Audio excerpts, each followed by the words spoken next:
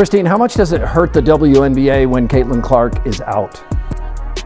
It is devastating to the WNBA when Caitlin Clark is out. I know a lot of us were expecting some sort of dip since Caitlin Clark has been out with injury, but I don't think all of us were expecting the entire viewership of the entire WNBA to be down. And this tweet from Christine Brennan really stuck out to me. She said one player gets injured and more than half the TV audience for the entire league disappears. Has any other athlete ever had that kind of impact on a sport? Golf without Tiger definitely dropped precipitously on occasion. The WNBA is in a dire financial situation and unable to prevent the collapse of their entire empire without Caitlin Clark on the pitch, proving once again how little this league has learned about protecting the one athlete who helped them rise from obscurity to fame. This is the story of a league that continues to injure itself while its best player is sidelined, and how their unwavering denial of reality costs them millions of dollars every day. And the truth is the truth, and the data is there. And what we saw when Caitlin was out the last time, the 5 games that she missed earlier in the season, the WNBA's viewership dropped more than 50%. Not just the Fever, but the entire league. In this era of orchestrated drama and social media uproar, facts are as hard to come by as sold-out WNBA games without Caitlin Clark. Music: when Clark was sidelined on June 24 due to a quad injury, the league's glaring dependence on a single player came to light. We are seeing a rerun of what happened because she is currently sidelined for an unknown amount of time due to a groin injury. Injury jumped to her groin likely because of compensation. But the thing that you have to be careful of is if, say, you try to rush her back from this injury as well, then you're getting into this territory where a very serious injury can happen. That is what the Indiana Fever, that is what Caitlin need to avoid the best that they possibly can. So if it means that Caitlin is out for 3 weeks, if it means that she is out all the way through All-Star, then so be it. Nationally televised WNBA viewership dropped by an incredible 55% from an average of 1.8188181 million when Clark played to just 847,000 without her, while Indiana Fever games had a 53% drop in viewership. However, this is the point at which the narrative, music, becomes utterly ludicrous. And by ridiculous, we mean unavoidably catastrophic for a league that refuses to own up to its mistakes. Went down. The WNBA ratings have dropped over 55% across the board. Hey, guess what, guys? League is Caitlin Clark. The league is Caitlin Clark. She is the WNBA, guys. Sidelined with a left quad strain May 24th. National TV viewership has plunged since then 55%. Before the injury, they Fever, her team, were averaging 1.81 million viewers, almost 2 million. Since her injury, fewer than 850,000. While Caitlin Clark was busy doing what she does best, filling arenas to capacity, smashing television rating records, and earning record-breaking revenue, the WNBA was busy doing what they do best, doing nothing at all to protect their most valuable asset. It appears appropriate to lecture everyone about basketball plays while allowing opponents to target a player who generates 26.5% of all WNBA economic activity without consequence. What's fascinating, music, and by fascinating I mean furious, is how this identical circumstance has happened in the past. But the league doesn't appear to be able to get past its history. Following the injury of its best player, the WNBA has previously experienced a drop in revenue and viewership. It's like seeing someone touch a hot stove, music, get burnt,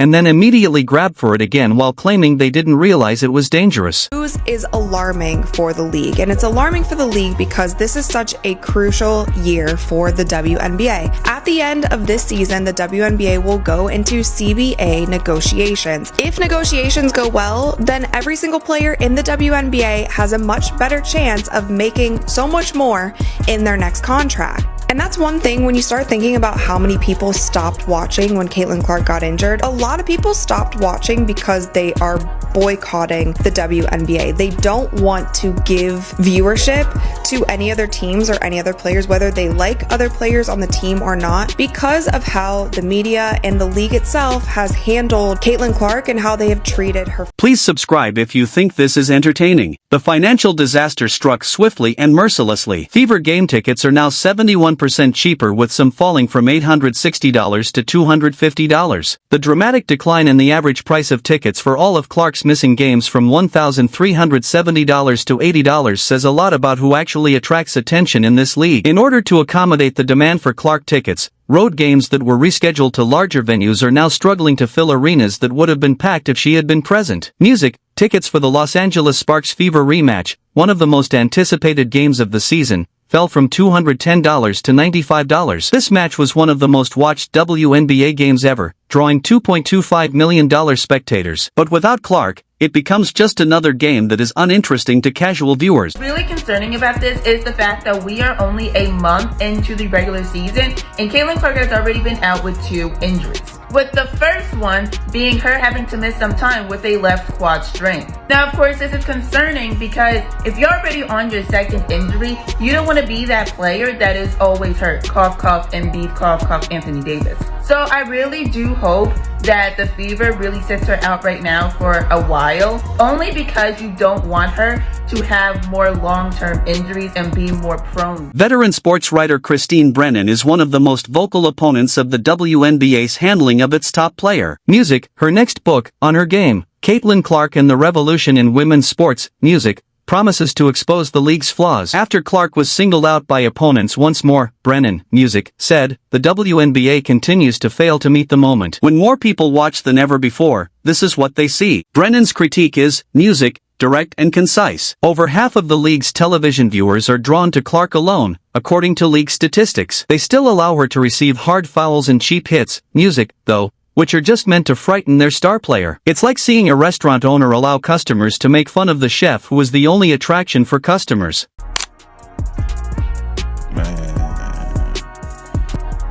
Man. Congratulations to the WNBA. Your ratings are going to drop by 55 to 60% once again. I believe the WNBA have successfully broken Caitlin. It's becoming a predictable and annoying tendency. Clark is often fouled by opponents who seem more interested in making comments than in playing basketball. Music, the Phoenix Mercury were responsible for 80% of the league's 30 egregious fouls on Clark, 5 of which happened in 2026. Music, she is criticized for being unduly confrontational when she responds to the physical play. Music, when she doesn't respond, she is criticized for being too sensitive. The league is unwilling to correct the situation in which there is no winner. Meanwhile, not just the Fever, but the whole WNBA ecosystem continues to suffer financial devastation. The league was already projected, Music, to lose $50 million this year. Despite the Clark-driven surge in popularity, those losses are growing at an alarming rate when she isn't performing as attendance figures return to their pre-Clark levels, television ratings fall, and item sales stagnate. As big a deal as Tiger was in men's golf, Keith, he did,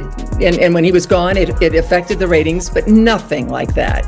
And, Michael Jordan being out, maybe a 5 percentage points or something.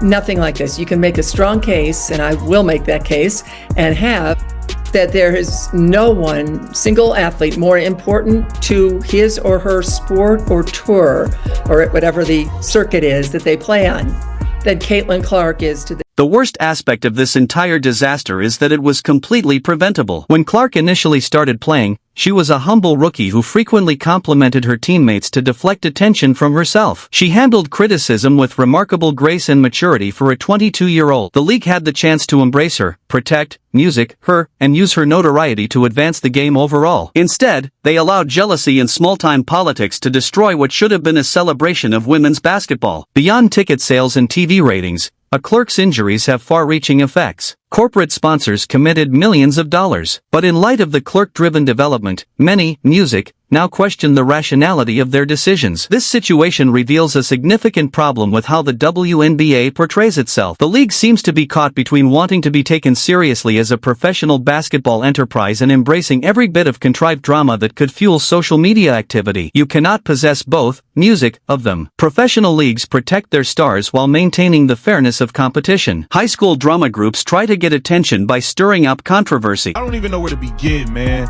I hope Caitlin Clark is okay. I want to know when this injury even happened, bro, because let's be serious here. She has the quad injury. Mind you, Caitlin Clark hadn't missed a game since she was like 19 years old, since she was like 18 in college or something. Now she has a groin injury. We've never seen Caitlin Clark play as bad as she played the last 3 games. Let's just be serious here. She's like 1 for 20-something on threes in the last 3. We've never seen her shoot the ball this way. I'll say that. Has she been hurt and playing through this? Female basketball players. As I said, there is a stark and embarrassing difference with other professional sports leagues. What if the NBA maintained that the sport was solely competitive while allowing players to pursue LeBron James with dirty moves for months? That would be immediately prohibited by the league and players would be suspended faster than you could say flagrant foul. But it seems that the WNBA is content to allow this harmful practice to persist. They appear to believe that any attention is beneficial. WNBA fans are refusing to attend other games because they no longer think the sport is competitive due to the toxic environment created by the league's failure to protect Clark. When your own fans say they won't watch games without your biggest celebrity because they don't think the games will be called properly, music, you have a serious credibility problem that goes far beyond ratings and revenue. I admire about Caitlyn, she's a warrior. She's tough. You hear me? Bruh, you just don't see players, you don't see female basketball players like her. I'm sorry. I done seen a lot of female basketball players, like I said. The WNBA has had several opportunities to turn things around, but they have continuously failed, which, music, just makes things worse. Every incident involving Clark should have warned the league to establish clear rules for player safety and fair play. Instead, every situation has been met with the same trite responses about basketball plays and letting the players play. Music, ironically, the best proof of Clark's value to the organization has come from her injury, which is precisely what the league should have been attempting to prevent. The 55% drop in music viewing is not insignificant. There isn't much evidence, though, that the WNBA has learned from this. Music, league officials frequently use phrases like competitive balance and allowing players to be physical as if hard fouls and dirty moves were somehow essential to the game while portraying routine basketball plays involving Clark as severe incidents. Music, they continue to ignore truly dangerous plays against her. Clean up. I believe the physicality and all this hacking and fouling that goes on. She getting blindsided by Marina Mabry. I think all of this stuff is having a wear and tear and an impact. And all you guys are doing are hurting yourselves. Because the numbers are going to drop and drop and drop. And trust me, when it's time for that collective bargaining agreement, they are going to point to this and say, well, how can we give you guys all this money? What happens if she